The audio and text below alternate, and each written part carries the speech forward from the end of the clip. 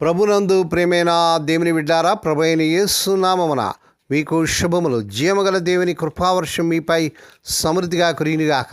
ఈ దినం అనగా జనవరి నెల 3వ తారీఖు 2026 శనివారం హోలీ ట్రినిటీ చర్చ్ మినిస్ట్రీస్ వారు అందించు అనుదినమన. ఈ దినమన ధ్యానాంశం ప్రభు కృప చాలును. ప్రభు కృప చాలును. దేవుని వాక్యం చదువుకుందామండి. 2 కొరింథీయులకు రాసిన పత్రిక 12వ అధ్యాయం 9వ వచనం.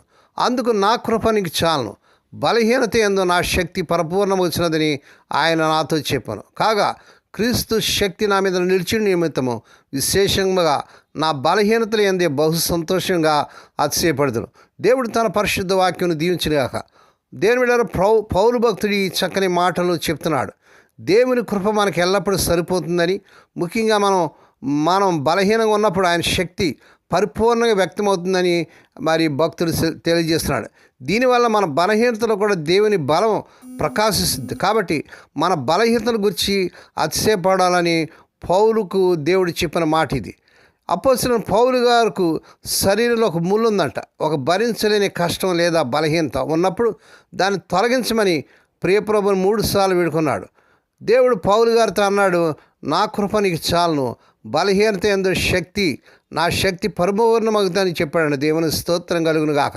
దేవుడా, ఏదైనా బలహీనతో సంవత్సరాల తరబడి నువ్వు బాధపడుతున్నా, ఈ శరీరంలో ఏ అనారోగ్యంతో, ఏ బలహీనతో, ఏ కష్టంతో బాధపడుతున్నావో ప్రభు అంటున్నాడు, నా కృప నీకు చాలు అన్నాడు. కృప చాలు అనగా దేవుని దయ సహాయం మనకు ఉన్న ప్రతి అవసరానికి మించి ఉంటుంది.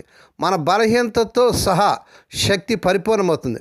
మనం పూర్తిగా బలహీనంగా ఉన్నప్పుడు, మన సొంత శక్తి పనిచేయనప్పుడు దేవుని శక్తి అత్యంత స్పష్టంగా బలంగా పనిచేస్తుంది. బలహీనతలు అతిశయపడటం. పౌలు భక్తుడు తన బలహీనతల గురించి సంతోషంగా అతిశయించాడు. ఎందుకంటే ఆ బలహీనతల్లో క్రీస్తు ప్రభు వారి శక్తి తనపై నిలిచి దేవుని మహిమను తెలియజేస్తుంది. ఈ వాక్యం మన పరిమితులను అంగీకరించి మన బలహీనతలో దేవునిపై పూర్తిగా ఆధారపడాలని, అప్పుడు ఆయన శక్తి మన ద్వారా పనిచేస్తుందని బోధిస్తుంది. దేవునికి స్తోత్రం కలుగును గాక.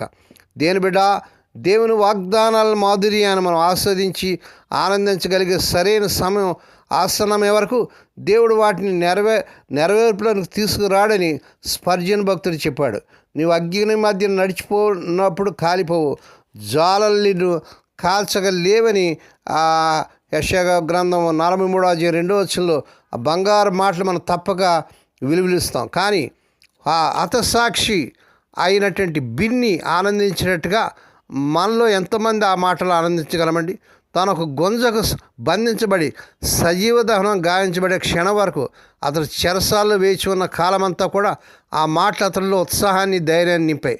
కేంబ్రిడ్జిలోని కార్పస్ క్రిస్టీ కాలేజీలో ఇప్పటికీ భద్రపరచబడిన అతని బైబిల్లో మార్జిన్ వద్ద ఈ మాటలు ఒక పెన్నుతో ప్రత్యేకంగా మార్క్ చేయబడి ఉన్నాయి.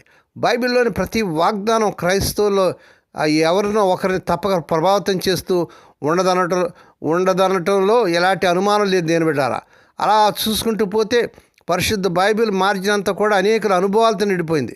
విశ్వాసులు తరచుగా పాడుకునే క్రింది పల్లవి ఈ సందర్భంగా మనం తప్పక జ్ఞాపకం చేసుకోవాలి. గ్రంథ వాగ్దానాలు నావి, ప్రతి అధ్యాయం వరుస వచనం తన దివ్య ప్రేమ వాగ్దానాలు గ్రంథములన్నీ నావి. ఆయన మనకు అమూల్యమైన అత్యధికమైన వాగ్దానాలు అందించినట్టుగా 2 పేతురు గ్రంథం 1వ అధ్యాయం 4వ వచనం చూస్తున్నాం. కాబట్టి దేవుని వాగ్దానాలు నిశ్చయమైనవి, అంటే అవి తప్పక నెరవేర్చబడతాయన్నమాట. అయితే కేవలం 3 రోజులు నెరవేర్చబడాలంటే మాత్రం నెరవేర్చబడవు. అవి నెరవేర్చబడే అందుకు సమయం పడుతుంది. అందుకొరకే మనం ఆయన కృప కొరకు ఎదురు చూడాలి. రోజంతటి మన ప్రయాస కావాల్సిన శక్తిని, మన శ్రమ అంతటికి తర్వాత విశ్రాంతిని, మన కన్నిటిలో నిరీక్షణని, మన మార్గంలో తన వెలుగును, మన పరీక్షలో తన కృపను, మన అవసరాల్లో తన సహాయాన్ని, మన నిరాశలో తన ఓదార్పును, ఎన్నడూ విఫలం కాని తన ప్రేమని, ఎన్నటికీ తరిగిపోని తన హృదయ కనికరాల్ని ఆయన మనకు తప్పక వాగ్దానం చేశాడు. కేవలం ఇవన్నీ కూడా ప్రియప్రభు ఉచితంగానే ఇస్తాడు. కృప చాలునని ప్రభు అంటున్నాడు. ఆ బలహీనత ఏందే నీ కృప నాకు చాలని ఆ బలహీనతలోనే పౌలు భక్తులు అతిశయపడుతున్నాడు. ఆ రీతిగా అతిశయపడి ఈ నూతన సంవత్సరం మనం ముందు సాగుటకు పరిశుద్ధాత్మ దేవుడి సహాయం చేయను గాక. దేవుడి మాటలు దీవించను గాక. ప్రార్థన చేసుకుందామండి. పరిశుద్ధుడైన మా తండ్రి, నీ పరిశుద్ధ నామమునకు వందనాలు చెల్లించుకున్నావు నాయన. ఈ నూతన సంవత్సరం ఈ 3వ దినం కూడా ఈ రీతిగా నీ పాదపద్మల దగ్గరకు వచ్చి నాయన నీ వాగ్దానాలు ఎత్తి నాయన ధ్యానించడానికి మీరు కృప చూపించారు నాయన. ఎంతమంది అయితే ప్రభా ఈ వాగ్దానాలు ప్రతిదిన కూడా వింటూ ఈ వాగ్దానాలు అయితే ప్రార్థన చేస్తున్నారో, ఈ వాగ్దానాల మీద ఆధారపడుతున్నారు పరిశుద్ధాత్మదేవ, వారి పట్ల బలమైన కార్యం జరిగించుకోండి. ఎవరు ఏ బలహీనతలు ఉన్నారో, ఏ అనారోగ్యాలు, ఏ కష్టంలో, సమస్యలు, ఆర్థిక ఇబ్బందులు, అప్పుల్లో నాయన మా తండ్రి బిజినెస్లో ఓడిపోయి పిల్లల వివాహం కాక ఉద్యోగం లేక ఏ పరిస్థితుల్లో నాయన వారు బలహీనంగా ఉంటున్నారో ప్రభా, నీ శక్తిని పరిపూర్ణం చేసి నీ కృప దయచేసి నాయన వారి బలహీనతలోనే అత్యధికమైనటువంటి నీ కృపను దయచేసి నాయన ఈ సంవత్సరం అంతట్లో మీరు బిడ్డల పట్ల అద్భుతాలు చేయండి, ఆశ్చర్యకార్యాలు జరిగించుకోండి. ఈ దినమంతట్లోనే బిడ్డల చుట్టూ మీరు రక్తం చేయండి నాయన.